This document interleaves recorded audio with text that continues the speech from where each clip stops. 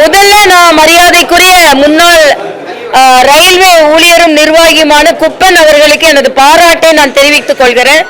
Heat exchangers அப்படின்னு மிக நல்ல ஒரு ஆராய்ச்சி புத்தகத்தை ரயில்வே ஊழியர்களுக்கும் கல்வி பயில்கின்ற மாணவர்களுக்கும் பொறியியல் மாணவர்களுக்கும் உதவி செய்கின்ற அளவிற்கு ஒரு நல்ல புத்தகத்தை 3 வால்யூம்களாக அவர் வெளியிட்டிருக்கிறார். அவருக்கு முதலில் எனது பாராட்டை தெரிவித்து, அதே போல இந்த நிகழ்ச்சியில் கலந்து கொண்ட சகோதரி சௌமியா அன்புமணி அவர்கள் இதற்கு முன்னால் அவர்கள் ரயில்வே துறையில் எந்த அளவிற்கு முன்னேற்றத்தை கொண்டு வந்தார்கள் என்பதை சொன்னார்கள். இன்று நானும் பெருமையாக சொல்ல முடியும், மரியாதைக்குரிய பாரத பிரதமர் மோடிஜி அவர்களின் தலைமையில் திரு அஸ்வினி வைஷ்ணவ் அவர்களின் மேற்பார்வையில் ரயில்வே அமைச்சராக மிகச் சிறப்பாக பணியாற்றி வருகிறார். மற்ற நாடுகளை விட மற்ற ஆண்டுகளை விட ரயில்வே மிக அபரிதமான லாபத்தை ஈட்டி இருக்கிறது. சரக்கு மற்றும் பயணிகள் மூலமாக மட்டும் 2.5 லட்சம் கோடி ரூபாய் வருமானம் வந்திருக்கிறது. ஆக எல்லா துறையும் லாபகரமாக செயலாற்றி வருகிறது. வருகின்ற பட்ஜெட்டிலும் கூட ரயில்வே துறைக்கு இன்னும் அதிகமாக முதலீடுகளை நாம் எதிர்பார்க்கலாம். தமிழகத்தில் ரயில்வே துறை இன்னும் வேகமாக வளராததற்கு காரணம், தமிழகத்தில் அவர்கள் சொன்னார்கள், சில திட்டங்கள் ஏற்கனவே அறிமுகப்படுத்திய திட்டங்களை கூட நிறைவு செய்ய முடியாததற்கு காரணம், தமிழகத்தில் இருந்து மத்திய ரயில்வே அமைச்சரை வேகப்படுத்துவதற்கும் அதனால் தகவல்களை சொல்வதற்கும் இங்கே உள்ளவர்கள் தவறிவிடுகிறார்கள் என்பதும், நிலம் கையகப்படுத்துவதில் கூட பிரச்சனைகள் இருக்கும் என்பதனால் ரயில்வே திட்டங்கள் தாமதப்படுத்தப்படுகிறது என்று இங்கே ரயில்வே பயணியர் சங்கத்தை சார்ந்தவர்கள் மற்றும் பொதுநலவாதிகள் ஒரு கோரிக்கை வைக்கிறார்கள். தமிழகத்திற்கு என்று கேரளாவில் ரயில்வே அமைச்சர் இருக்கிறார்கள், தமிழகத்தில் இன்று ரயில்வே அமைச்சர் வேண்டும்னு நான் விளையாட்டா சொன்னேன். தமிழகத்தில் ஜெயிலில் அமைச்சர் இருந்தார், வெயில்ல வந்தவன அமைச்சர் ஆனார், ஆனா ரயிலுக்கு அமைச்சர் கிடையாது. அதனால உபயோகமாக எந்த திட்டத்தையும் தமிழக அரசு கொண்டு வராது. அதனால் அவர்கள் அந்த சங்கத்தை சார்ந்தவர்கள் கோரிக்கை வைப்பதை போல, மக்கள் கோரிக்கை வைப்பதை போல தமிழகத்தில் ஒரு ரயில் அமைச்சர் இருந்தால் இந்த திட்டங்களை வேகப்படுத்துவதற்கு உதவிகரமாக இருக்கும் என்பதும் எனது கருத்து. என்னை பொறுத்தமட்டில் இன்றைய காலகட்டத்தில் தமிழகத்தில் இன்னும் திட்டங்கள், இங்க ஒரு பொங்கல் பரிசு கொடுத்தா பல லட்சம் பேர் எங்களுக்கு அந்த பரிசு வேண்டாம் என்று சொல்லுகின்ற நிலை தமிழகத்தில் இருக்கிறது. இது மிகவும் கவலை அளிக்கக்கூடியது.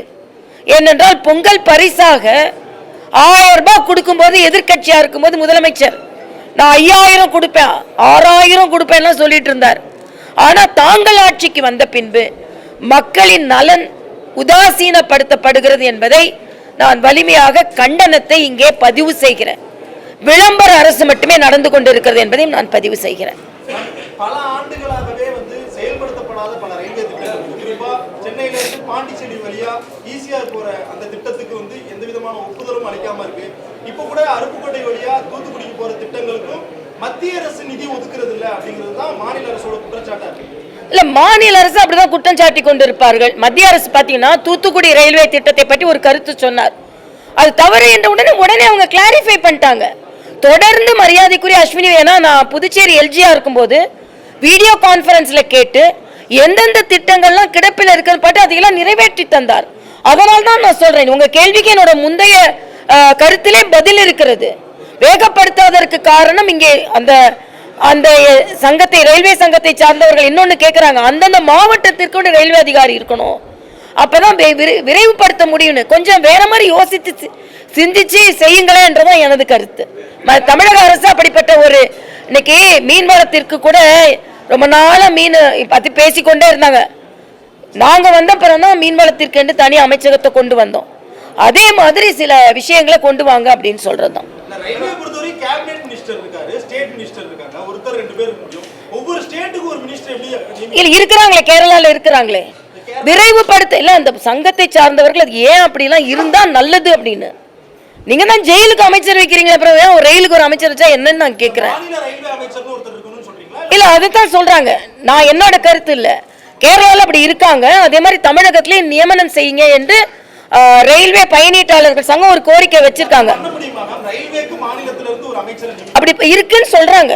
அது டெக்னிக்கல் ஃபீசிபிலிட்டி எனக்கு தெரியாது. இருக்கு, கேரளால இருக்கு, நான் படிச்சதை தான் சொல்றேன்.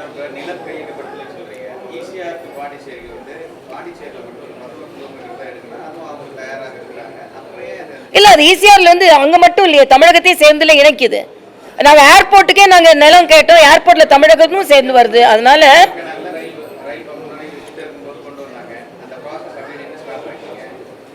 இல்ல அது ஈசிஆர் திட்டம் வெறும் நில கையகப்படுத்துறது மட்டும் இல்ல, அங்க பசுமையில வேற ஏதாவது சுற்றுச்சூழல் பாதிக்கப்படுமா அப்படின்னு ஒரு கேள்வி இருக்கு. அந்த கடற்கரை ஓரமாக அந்த ஈசிஆர் ரோடுல ரயில்வே திட்டத்தை அமைத்தால் அங்கே பசுமை சூழலுக்கு பிரச்சனை வரும். ஏன்னா நாங்க இருந்ததுனால சொல்றேன், அந்த ஆராய்ச்சியில தான் தாமதப்படுத்தி தர, அதுக்கு கிளியரன்ஸ் கிடைச்சதுன்னா நிச்சயமா அது கொண்டு வர. அது இப்ப உள்ள நிர்வாகத்தை கேட்கணும். ஏன்னா அங்க இருந்து 1 இயர் ஆயிடுச்சு.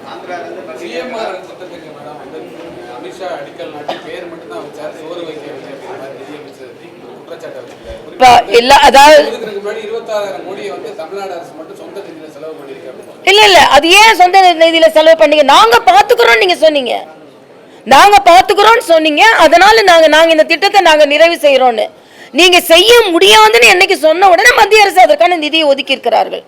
அதனால இன்னைக்கு பல திட்டங்களை தமிழக அரசு விரைவுபடுத்தாததற்கு காரணம் அதன் மீது இவர்களுக்கு அக்கறை இல்லை. அக்கறை இருக்கின்ற எல்லா திட்டங்களையும் மத்திய அரசு செவிசாய்த்து கொண்டுதானே இருக்கிறது. அதைத்தானே நாம இன்னைக்கு சொல்றோம்.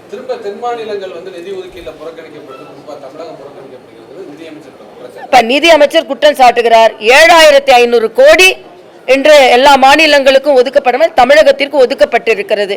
தமிழகத்துல இது தொடர்ந்து இந்த குற்றச்சாட்டை வைத்துக் கொண்டே இருப்பார்கள். 1000 ரூபாய் கொடுக்கல, அதனால நாங்க மத்திய எங்களுக்கு கொடுக்கல அப்படின்னு சொல்லி கொண்டிருக்கிறார்கள். இது விவாதத்திற்கு உட்பட வேண்டியது. சும்மா எப்ப பார்த்தாலும் இந்த குற்றச்சாட்டை விடுத்துவிட்டு உண்மையிலேயே கொடுக்கப்படுவதை தமிழக அரசு மக்களுக்கு தெரியப்படுத்த வேண்டும் என்பதுதான். எந்த பாராபட்சம் செய்வதற்கு என்ன காரணம் இருக்கிறது? அப்படிலாம் இல்லை. எல்லா மாநிலத்திற்கும் என்ன அளவீடு, அதாவது விஞ்ஞான பூர்வமாக, அறிவுபூர்வமாக, கணக்கு பூர்வமாக, எப்படி சயின்டிபிக்கா எப்படி நிதி ஒதுக்கீடு செய்யப்படுகிறதோ அப்படிதான் ஒதுக்கீடு செய்யப்படுகிறது. எங்கேயுமே தமிழ்நாட்டுக்கு நம்ம கொடுக்க கூடாது, அதனால அது கட் செய்ய சொல்ற நிலைமை மத்திய அரசிடம் இல்லவே இல்லை. இது இவர்கள் கொடுக்கின்ற ஒரு பொய் குற்றச்சாட்டு என்பதை நான் பதிவு செய்கிறேன். கர்நாடகா, தமிழ்நாடு, ஆந்திரா, தென் மாநிலங்கள் 4 மாநிலத்துக்கு சேர்த்து 27000 கோடி ரிலீஸ் பண்றாங்க. ஹிந்தி பேசுற மாநிலங்கள் இது நான் ரொம்ப தவறு நான் சொல்றேன். ஹிந்தி பேசுற மாநிலம், கோமியத்துக்கு இந்த பக்கம் உள்ள மாநிலம், அந்த தயவு செய்து அப்படிலாம் பேசாதீங்க. இந்தியாவின் ஒருமைப்பாட்டை மரியாதைக்குரிய பாரத பிரதமர் நிலைநாட்டி கொண்டிருக்கிறார். மத்திய அரசு எந்த பாராபட்சம் இல்லாமல் தான் நடந்து கொண்டிருக்கிறது. ஆனால் பாராபட்சமாக நடந்து கொண்டிருப்பதை போல ஒரு மாய தோற்றத்தை தமிழக அரசு ஏற்படுத்துகிறது என்ற குற்றச்சாட்டை நான் இங்கே வைக்கிறேன். அவ்வளவுதான் தம்பி, நான் சொல்லிட்டேன்ப்பா, நான் சொல்லிட்டேன். இதுக்கான பதில் சொல்லிட்டேன். நீங்க அப்புறம் வேணா வெரிஃபை பண்ணிக்கிட்டேன். சரி.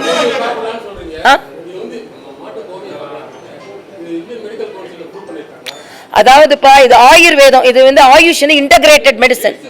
இல்ல, ஒரு நிமிஷம். இன்டகிரேட்டட் மெடிசன், அது ஆராய்ச்சி பூர்வமாக கோமியத்திட்ட மைக்ரோ ஆர்கானிசத்தை பிரிவென்ட் பண்ற கேரக்டர் இருக்குன்னு கண்டுபிடிச்சிருக்காங்க. அதனாலதான் வீட்டுக்கு முன்னால தெளிப்பாங்க, அது வீட்டுக்கு முன்னால தெளிப்பாங்க. அதனால அது ஆராய்ச்சி பூர்வமாக ஆயுர்வேதத்தில் மாட்டின் சிறுநீர் என்கின்ற கோமியம் மருந்து என்று எழுதப்பட்டிருக்கிறது. அமிர்த நீர் என்று குறிப்பிடுகிறார்கள் அதை. ஆக அந்த மருத்துவத்துல ஆயுர்வேதத்துல அது மருந்துன்னு சொல்லியிருக்காங்க. நீங்க நம்ம தமிழ்நாட்டில் நம்ம சங்க இலக்கியத்துல மாட்டு சாணம் பூசிய முற்றங்கள் சொல்லப்பட்டிருக்கிறதா இல்லையா? அப்ப மாட்டு சாணத்துல உங்களுக்கு கிருமி நாசினி இருக்குன்னா மாட்டு சிறுநீர்லயும் கிருமி நாசினி இருக்கு. அதைத்தானே நம்ம சொல்றோம். எல்லா மிருகங்கள் உள்ள நம்ம சொல்லல. இந்த சிறுநீருக்கு இந்த குணம் இருக்கிறது என்பது ஆராய்ச்சி பூர்வம். இன்னும் சொல்ல போனா மியான்மர், ஆப்பிரிக்கா போன்ற நாடுகளில் இதை எடுத்துக்கொள்கிறார்கள்.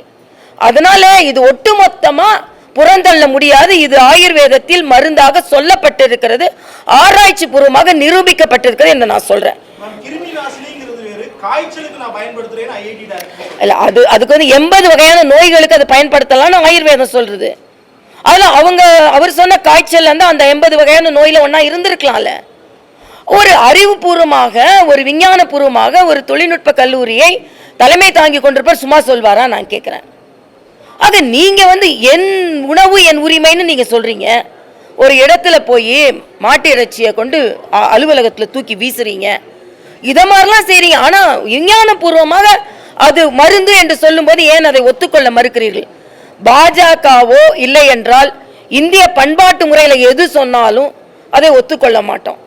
அது படித்தறிந்தவர்கள், அது உண்மை. அவருக்கு என்ன உள்நோக்கம் இருக்க முடியும்?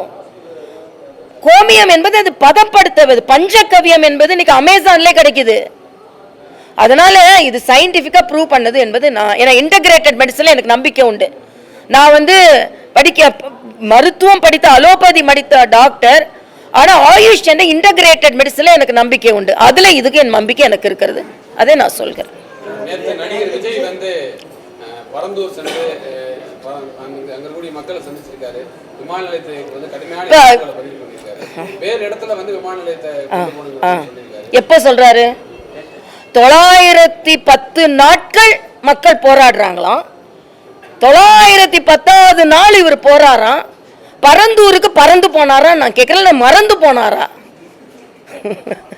இதுவரைக்கும் மறந்து போன பரந்தூருக்கு திடீரென்று பறந்து போனார்னா என்ன அர்த்தம்?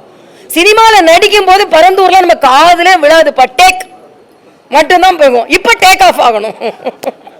சினிமால நடிக்கும் போது டேக் மட்டும்தான் கேட்கும். பரந்தூர்ல மக்கள் ஓலம் போட்டுட்டு இருப்பாங்க, அப்பெல்லாம் கேட்கவே கேட்காது. அங்க முடிச்சிட்டு இங்க டேக் ஆஃப் ஆகணும்னு இங்க ஒரு டேக் ஆஃபுக்காக அங்க போயிட வேண்டியது. என்னப்பா இது? இது வந்து மாநில அரசு தேர்வு செய்து கொடுத்த இடம். மாநில அரசு தேர்வு செய்த இடத்தை மத்திய அரசு ஏன் ஏற்றுக்கொண்டது என்றால், மீனம்பாக்கத்துல இருந்து கனெக்டிவிட்டி இருக்கணும், பெங்களூர் ஹைவேல இருந்து கனெக்டிவிட்டி இருக்கணும், டிஜிட்டல் கனெக்டிவிட்டி இருக்கணும். என்னோட 5500 ஏக்கர்ல 1000க்கும் குறைவான ஏக்கர் புஞ்சை நிலங்கள் இருக்கிறது.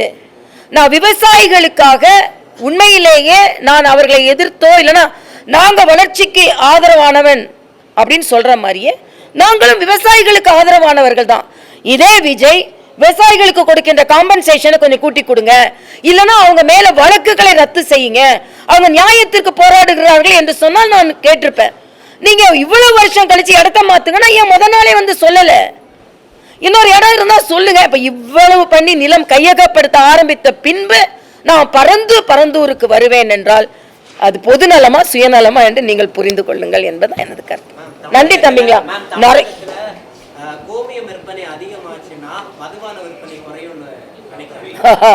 ஒருவேளை அப்படி நினைக்கிறாங்களோ என்னமோ.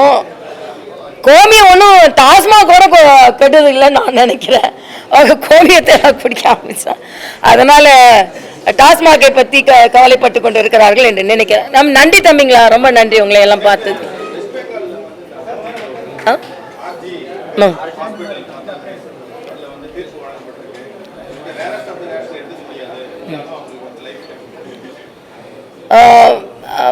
உண்மையிலேயே ஒரு நியாயம் கிடைத்திருக்கிறது.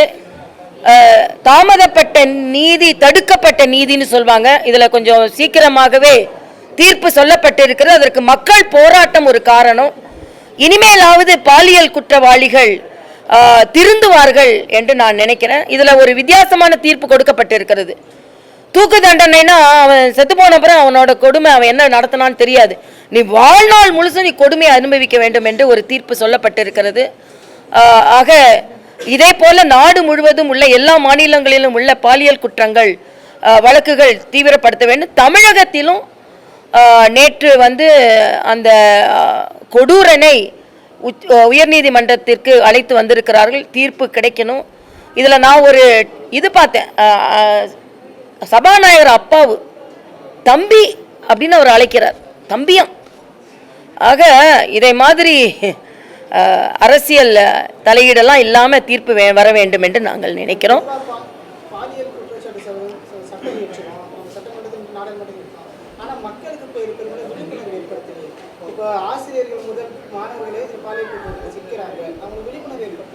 இல்லை, அது சமுதாயத்திற்கும் அதில் பங்கு இருக்கிறது. ஆனா அதற்காக கொடூரக்காரர்கள் நடமாடிக்கொண்டே இருக்க முடியாது என்பது எனது கருத்து.